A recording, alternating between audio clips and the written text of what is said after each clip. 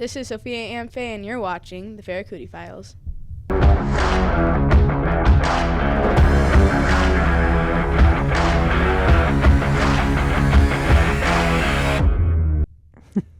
This is my daughter, Sophia. Hi.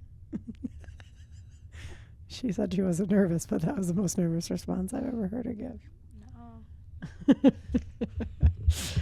No. So we were looking today at this project of mine. In case you're wondering how long I've wanted to do what I do. I think this is 4th grade. I think this is one of my favorite teachers I've ever had, Becky Nutt. She is still like one of my favorite humans I've ever known. But and it might have been Mrs. Sutton, who is like a very close second, or Mrs. Scott, who's also like a very, I don't know, like my grade school teachers were all like my personal heroes. I did not have one single teacher in grade school that I did not like and do not actively love. In fact, cool side note, my grade school teachers, like 2nd through 6th grade, every single year when I do the suicide prevention walk, they all come and walk, and I get to see them every year, which is really, really neat. Just to catch up with them and let them know how life is. And they're excited to meet Sophie. So that was fun for me. So we were looking at this today and talking about, what it was like to have my dad as a lawyer and what it's like to be the kid of a lawyer.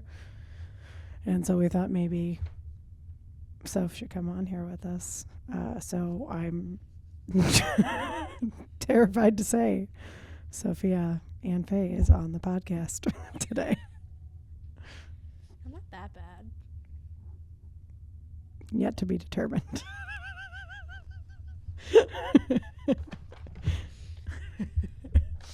So I wrote this thing about why I chose to be a lawyer. I said I wanted to be just like my dad because he did all kinds of law. He would help, and I like helping people, and he helps people. And my parents thought I would be a good lawyer because I'm good at arguing, but they hadn't met my husband yet to know that there would be somebody who could match me. And I got to tell people that, I loved what I was doing, and that I liked watching my dad work. And honestly, I didn't listen to his answers well enough because he was, what is the typical day? He said, I did an interview. He said, wake up early in the morning, go to court somewhere in Illinois, come back, take care of appointments, and go home late at night and sleep. And man, is that accurate still.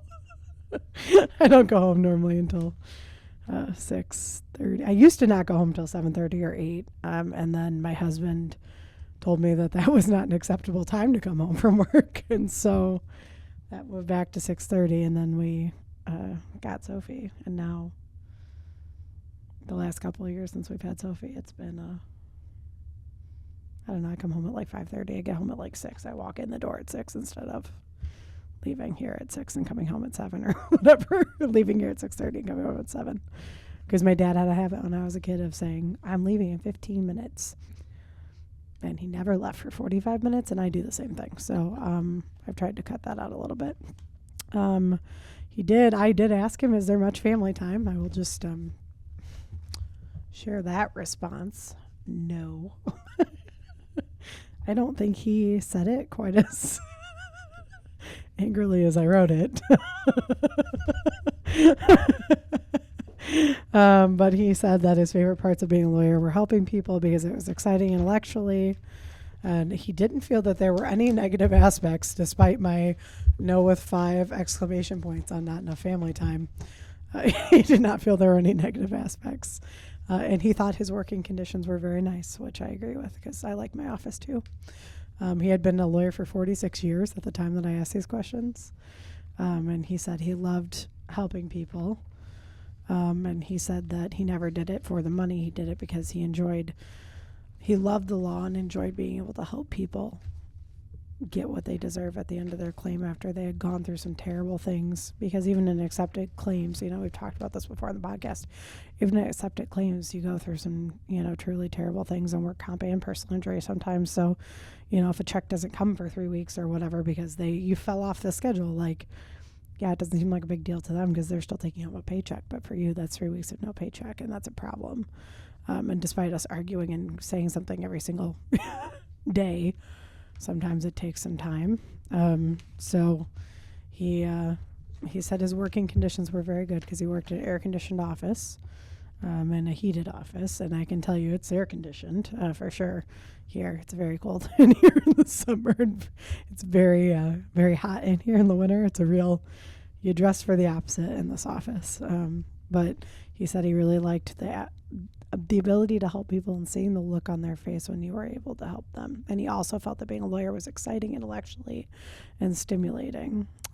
He was frustrated when he lost a case because when somebody cries, you still wish you knew how to help them.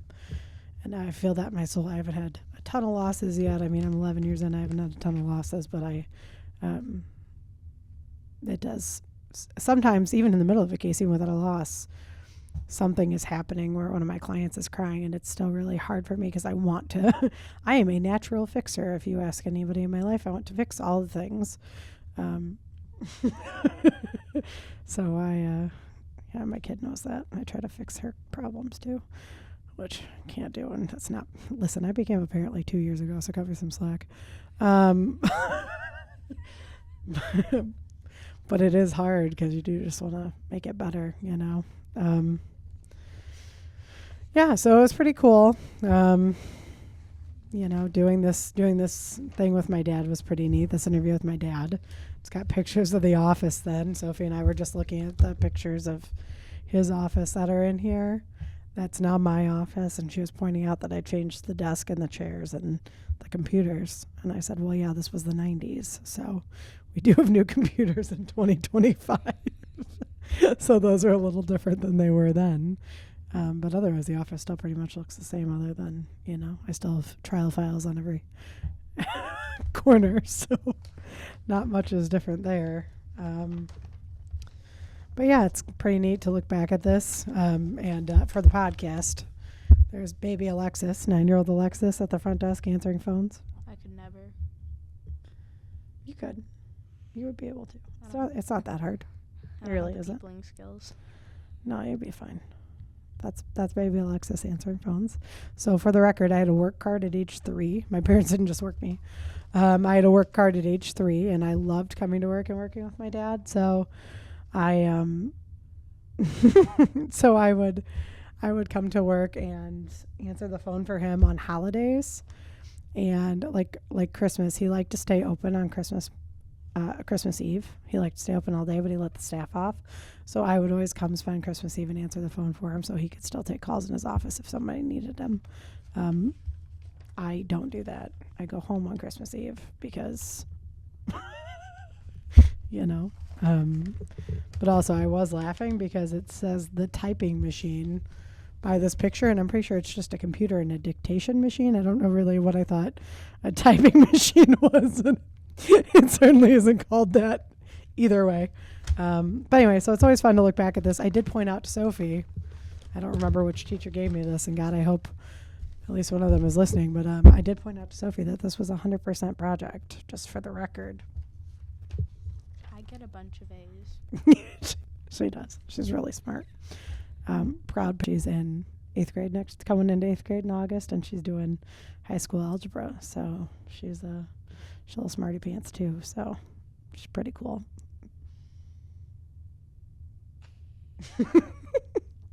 So, what do you want to be when you grow up? Well, I want to get into mental health working.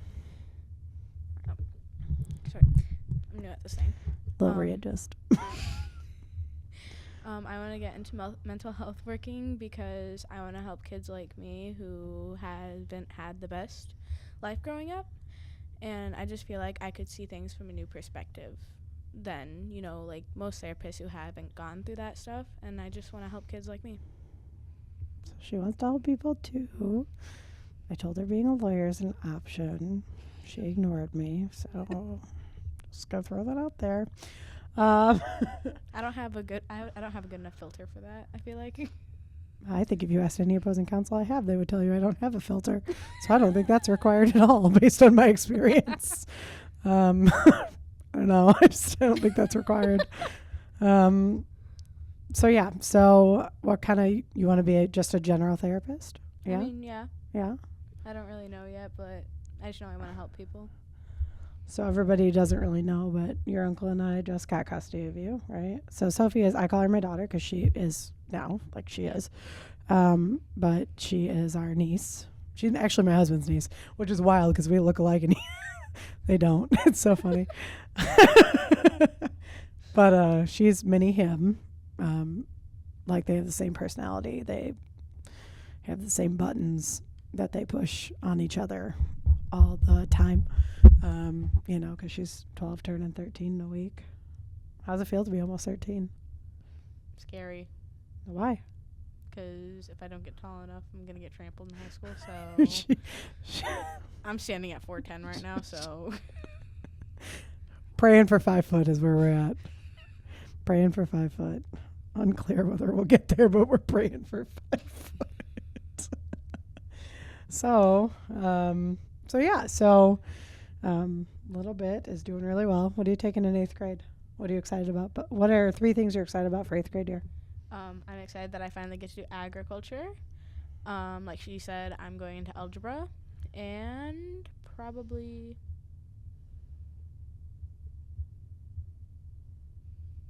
I'm not really excited about that much. You can't think of one more thing. Your teachers are going to watch this. I'm going to send it to them. Don't. No, I love all my teachers. I love them all. Yeah. Especially Miss Winnie. Miss Winnie, if you're watching this, I love you. For real, she does. Talk about you all the time. Also true. Also and Miss Balkany, I love you too. Also true. True. Yes, she does. She loves Miss Balkany. We all love Miss Balkany and Miss Sweeney.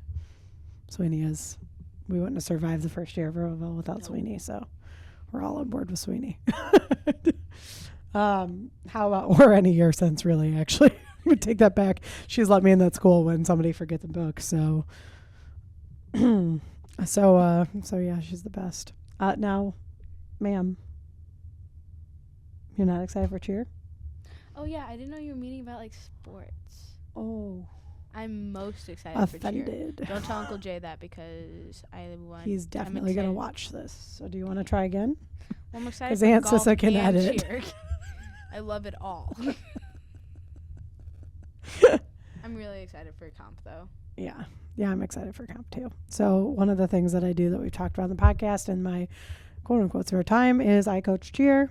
It is a lively group of little nuggets that I coach. They are wonderful humans, all of them. I love them all like they're my own kids. I'm super protective because they're so great. Like, I'm super protective of them. And they are super protective of each other, which is, like, cooler for me. You know, like most of us, I think, that are this age, like, we have, like, horror stories because that's when, you know, Mean Girls was, like, a thing, right? So we have horror stories about, like, other girls our age and bullying and whatever. And, like, really, it's not like that with this little group. And it's really cool to get to see that. It's a pretty tight-knit group, like. Yeah. And you guys are all pretty supportive. Like, if one person is bullying, everybody pretty much puts an end to that. Yeah. Like, everybody else stands together, so that's not a thing. Like, that's probably the thing I appreciate the most, is that none of you allow anybody else to feel belittled or let down or less. Like, I like that. What do you think the best thing about your friend group is? That, like, we can all, like, sense when the other one is, like, having a down day, and, like, they will all just kind of group together and try to make that one person feel like they are on top of the world. Like, it's amazing because, like, when I'm feeling down, like, my friends will come up to me and be like, what's wrong? I'm like, I'm fine. They'll be like, no, you're not. Like, come on, let's go. And they'll get me, like, up, and then they'll like, shake me around. And I'm like, okay, fine. And then I spill, and then, you know, they're really supportive. And, you know, like, back in my old school, I didn't have that. I had, like, 3 friends, but, like, it's amazing, and I feel like I'm really accepted. And my heart has deceased in the middle of a podcast, so that's fine. No, they're a great group of kids, and they're really, really good. They're really, really good to you and to each other, and I mean to us too. I mean, Jay and I get called Uncle Jay and Aunt Alexis by almost every kid, or my favorite title I have is Aunt Coach. That's a new thing. I'm Aunt Coach. Like, I don't know if it's because I can't decipher which one I am in which arena, or if it's just easier, but I'm Aunt Coach. So that will be on the back of all my cheer things this year. Instead of just Coach, it will say Aunt Coach on the back of all my cheer things. Yeah. Honestly, that's probably the thing I'm looking forward to the least about cheer is it's your 8th grade year. And I have to do 8th grade night for my own kid, and I am like not pumped about the thought. Everyone's like, is Aunt Alexis moving up with us? And I'm like, I think so. I don't know. Aunt Alexis has to focus on everything else in her life. Yeah, but like, Aunt they're Alexis gonna has to miss focus so on you. much. I appreciate that. I love all of you. You're not going to lose me, obviously, because you're with me 24/7, 365. And your friends are with me, I would say 24/3, 365. They're still with me 3 days a week. So I don't think they're going to lose us anytime soon. Right? Right. Right. And you start golf in a week with Uncle Jay. Yeah. Yeah. I can't wait for that. Almost a season. Somebody qualified for sectionals last year, so let's hope she does that again this year. Fingers crossed. She has not swung a club, so let's say a prayer. I mean, I did that one time when me and Uncle Jay went to the yard. Golf is next week. Yeah. In the yard, she says. In the yard. So let's say a prayer for golf season. It should be fine, probably. Probably. We'll work on it. Her swing is pretty good, though, for somebody who didn't swing all year. I will say I watched the yard swing that we were just discussing, and it was pretty good. So there's that. Yeah. And then you're done with golf in August, and then Uncle Jay starts softball. He's in softball. He is? Mm-hmm. So we get to go watch him in the fall ball, softball. Why didn't I hear about this? We've told you about it twice. And Oh. this is what it's like to have a 12-year-old. I don't have a great attention span, you know. Correct. So we are going to get to watch Uncle Jay play softball. And then we go right into cheer season. Yes. So Oh, yeah, we have cheer camp tomorrow. we do. Are you excited? Yes. What are you most excited about? Probably practicing the lifts Mm-hmm. I get that. or teaching the cheers. I like yelling. That's true. How about, okay, since I did becoming a lawyer about my dad, what is it like to be a lawyer's kid? What are the best parts and what are the worst parts? The best parts are I get to come to work with you and I get to see all my friends in the office. So that's great. The worst part probably is listening to you do calls because of the way people disrespect you. It's always other attorneys, for the record. It's not clients, it's other attorneys. But Oh, yeah, Yeah. I get angry at them. yeah. Yes. She did hear somebody refer to me as sweetheart once and out loud said, "Oh no," in the background. That I knew that wasn't going to go well. It did not. You are correct. Yeah, it did not end well. So, yeah, that's what, on being a female attorney, that's what it's like. You get referred to as sweetheart a lot. And not like in a, like, it's a sweet old person telling you sweetheart, and like a sweetheart. So anyway, wasn't good. Didn't end well. Wasn't a thing. I don't think that person will ever do that again. No. So there's that. So yeah, so that would be, I can see where that's a downside. Yeah. Do you have you gone to court with me? I don't know if you've gone to court Me and with Brooklyn me. did. Oh yeah, no, you went to ISBA with me. Oh. You can go to court with me. We weren't in a courtroom. Or Remember was it? you went to the conference. Oh, yeah, the conference. I don't think I've ever been to, like, court. You can go with me sometime if you Oh, want. yeah, I'd love that. Yeah, you can go with me. It's should be more cordial than sweetheart, so there's that. No, she went to the ISBA conference with me. I'm on the work comp council for the Illinois State Bar Association and the Rural Practice Council and the editorial board. So she and her best friend went to, one of her like 3 best friends went to the whole meeting with me, which those are like 2 hours apiece. So they sat through 6 hours worth of meetings. Yeah, we used the phone to like text back and forth. Correct. Yes. I turned around and they were silently giggling in the corner, but they were so well behaved that other attorneys like made the point to comment on how well behaved and respectful they were. And then we went to Six Flags, so. That is why they got to go to Six Flags, correct. They got Six Flags as a reward for how great they did, and fast passes, because that was a lot of sitting for. Oh, yeah, that was a lot. It was a lot. And in a row, 2 of them were in a row. One was the day before, but 2 of them were. It was 4 hours in a row, so that was a lot to sit for. But yeah. Okay, so me as an attorney and as your aunt and / step-in mom parent thing, what have you learned about advocating for yourself? That, well, sometimes people need other people to be their voice because they can't do it for themselves. And that's what I mostly admire about you being a lawyer, is that you don't care. Like, you don't care what other people think, and you're going to do the best that you can to help people. No matter, like, what people think you don't care, like, who it is, who you're talking to, who you're fighting against. Like, you're going to go to bat for that person no matter what, and you're going to do your all, and there's nothing that can stop you. I'm fine. Can you cut the end of this out where I tear it up? Ah! Anyway. You're so emotional. That was like the nicest thing you've ever said to me. God. Fine. Okay, my heart's recovered. I appreciate that very much, obviously. And love you very much. Love you too.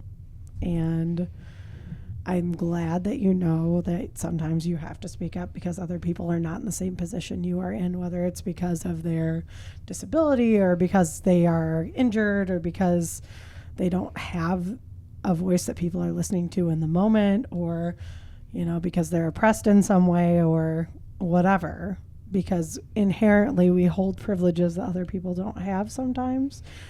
So we have to use our voice to speak for them, right? So I think if I pass anything along to you, that is my favorite thing I ever pass along to you, is that doing the right thing is more important than what people think. Because at the end of the day, it doesn't matter what anybody thinks of you. It only matters that you've always tried to do the right thing and that you've followed your morals and you've had integrity while you were doing it. We talk a lot about integrity at home, right? Yeah. And this kid has that because she does a lot of pretty responsible things in general. And, she gets good grades. She's involved in all of her team sports. Probably my favorite memory of you doing something exactly like what you're just talking about. I mean, I've seen you 1,000 times go to bat for your friends or show up for your friends when other people aren't, or tell people to stop bullying. One of my favorite instances I've ever seen Sophie do is one of her friends was being talked about and the friend wasn't present. And she told the person to stop. She said it wasn't okay to talk about them behind their back. They need to go have that conversation to their face. And she wasn't going to tolerate that conversation being had around her. And that's probably one of the most impressive things I've ever seen you do, because that's really hard to do as a kid. Like, knowing that you knew to do that was great. And I hope you carry that with you. Like, you always show up for other people, including all your friends. Like softball. My other favorite memory is softball. Sophie was benched because she was picking daisies. Got benched by her own uncle because she was picking daisies in the outfield. Despite being a good player, we had the attention span of a gnat, so we were picking daisies in the outfield. And our uncle said, if you're going to pick daisies in the outfield, you're going to sit on the bench. So she sat on the bench, and everybody was pretty down. Remember this game? It was awful. I mean, we were getting slammed. We were getting smoked. Yeah. This is how smoked. It was like 27-4. Awful smoked, with love to all of you who are watching, but that was like one of the worst games. And they got smoked, and Sophie got up and just started cheering. Like, not even the parents were cheering. And Soph got up and started cheering for her friends every at bat, or like if they caught something, she was like, yeah, good catch. Like, or just like silly things. Like if she could see like, so one of her best friends is the pitcher. And when she would get out there, she'd get in her head a little bit. Like in this game, especially, she was in her head a little bit. And Sophie kept yelling, wiggle, wiggle. And she would shake it off and then go back to pitching. And she would do better every time she'd get in her head. Sophie would yell, wiggle, wiggle. She'd giggle and do this a little bit, and then she was fine. And like, softball is a tough game, especially I think being a pitcher is like incredibly tough, right? Because it really is like you are the one in those innings. So she was definitely like struggling with that. She's a great pitcher. Like she's a great pitcher and a great kid, like just funny, always willing to do whatever she has to do. She's a good kid, but she just got in her head a little bit and kind of got caught up in it. And Soph made enough jokes that she came out of it, and they ended up coming back. They ended up scoring like 10 runs. I mean, it wasn't enough to win, but they ended up scoring like 10 runs and coming back because somebody decided she was going to be, the team cheerleader and hype everybody up even when they didn't feel like they were doing their best. And I think that's probably my favorite thing. When I was jumping up and down, Uncle just kind of looked at me. He's like, good job, it's okay. That's how I got the game ball. Yeah. What's your favorite thing about Uncle Jay coaching you? Probably is because he pushes me harder than like if I had like a regular coach who wasn't like like my parent. He pushes me to be my best even when like I'm like I come to practice like I'm tired, and he's like and he tells me you can do it, like there's nothing stopping you, only you in your way. Okay, stop crying. But he makes me better as a human. You guys make me cry. Just for the record, she only cried talking about her uncle.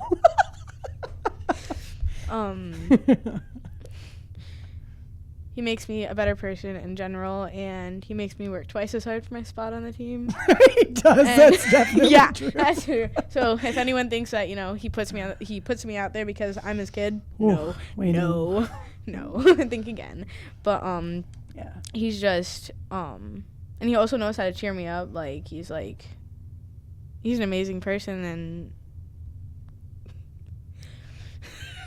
and her best friend. If you and can't my tell. best friend. Yeah. He's a very important person to me, and like I see him as a dad, right? So obviously, like I'm fine. I'm fine. It's fine. Please continue. Sorry. He's just because I've never had that dad figure, so he's someone who just puts that in place for me, and he's like a puzzle piece to me. I can't be complete without it.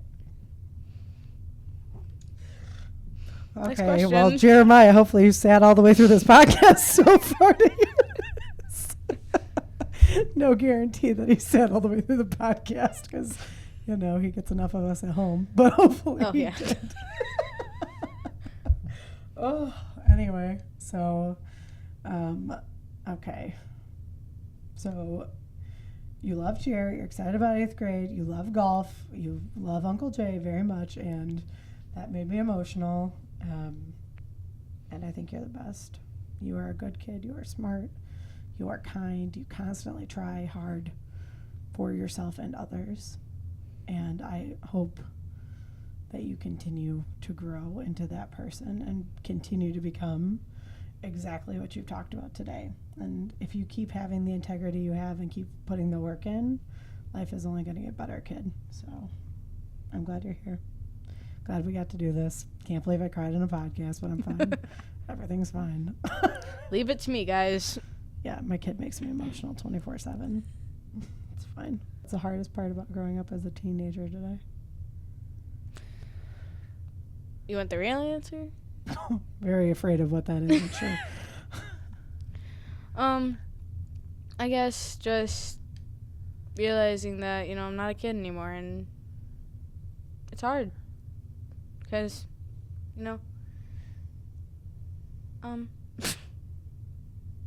like, just, like, leaving, like, the childish things, like, behind, it's growing up. Doing a pretty good job of that, though, kid. And you don't have to leave all the childish things behind. At your age, first of all, at your age, I became a rock star, guitar hero. And I still carry that skill today. Thank you so much. And I still do other hobbies that I had at that age that I'm not going to say on a podcast. So I still knit and like play music and dance in my closet. Knit in your Hogwarts little. I do have that's what my husband got me for Christmas, is a Hogwarts travel case for Harry Potter that you can knit. It was very exciting. Yeah.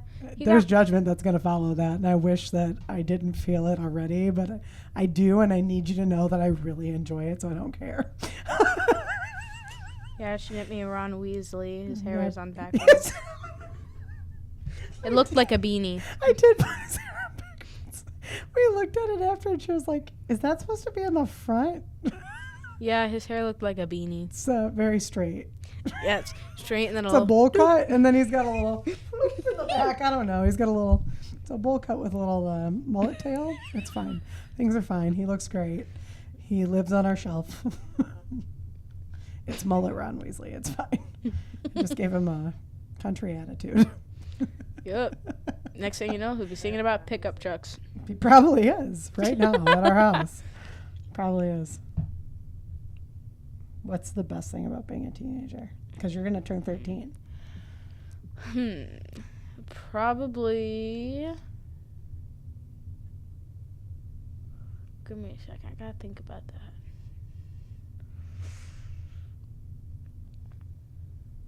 Probably getting more freedom.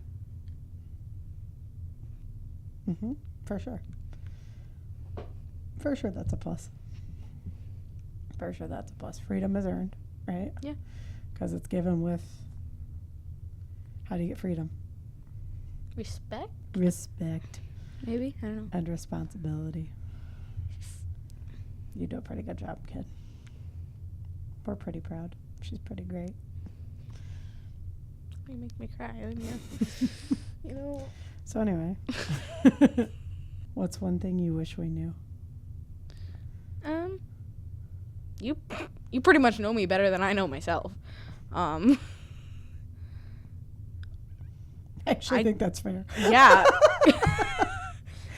I actually think that's fair. Yeah, like one day I was zoning out and Alexis was like, "What's wrong?" And I'm like, "What do you mean?" She's like, "What's wrong?" I'm like, and we sat there and thought about it a while. I'm like, "Oh yeah, this is what was wrong." And then I'll be like, "I didn't even know that was wrong." And then I was okay for like the rest of the day. I was like, sometimes I can just tell by your face that you're triggered by something. I got to figure out what it is. Yeah. Because I'm a fixer. Yeah, you're a fixer. And I know it, and I'm working on it if my therapist is watching. But also, I just want her to identify when she's going through those moments, like that's really why I pointed out to her. Yeah, sometimes it's just like, meh. Mm-hmm. Sometimes she's kind of cranky when she's like that. Yeah, very. But we just listen to music and then talk about it. Well, I don't talk to you for a minute. And then, well, after and like then the I music. talk to you after the music, and then we have a conversation. Kind of mean till the music's over. Yeah. Generally. Yeah, I am. Until the music's over. Just one song normally. Yeah. 3 minutes is about all it takes. Then we're fine again. Huh? Yeah.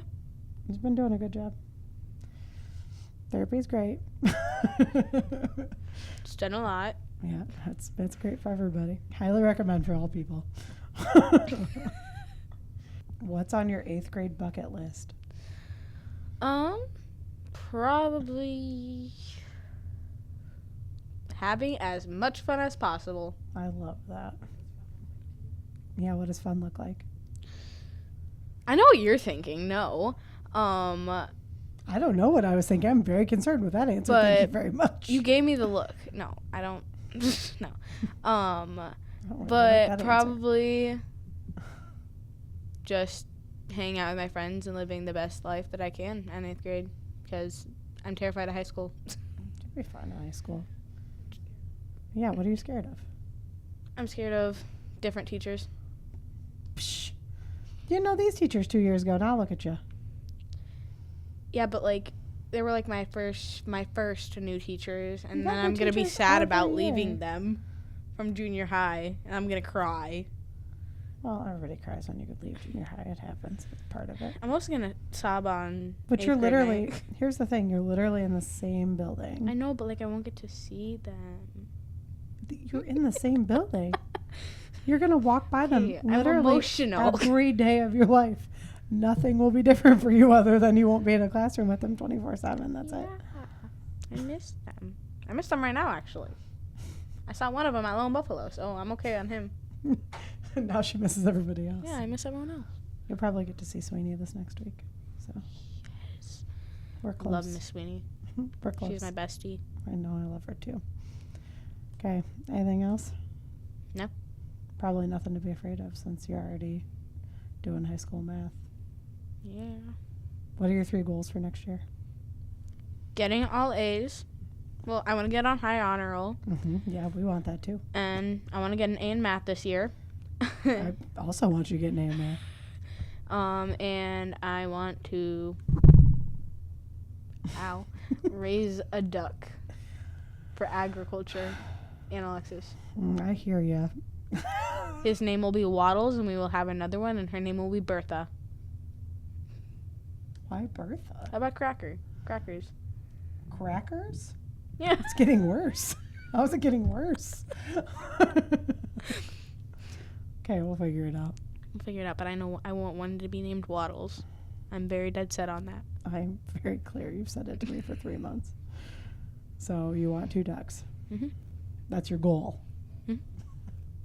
Okay, what are your 3 cheer goals? As your coach, I'd like to know. Okay. I want to be a better bass. I want to be louder. No. Better be from down here, not from up here. That's all I'm going to say to that. And I want to be better at tumbling. Well, you've gotten better at tumbling. I've gotten better, but like I want to get better. Yeah, you should. I mean, I hope so. We're taking classes, so I hope you want Oh yeah, we are. Forgot about that. I would hope so. Always screaming at me.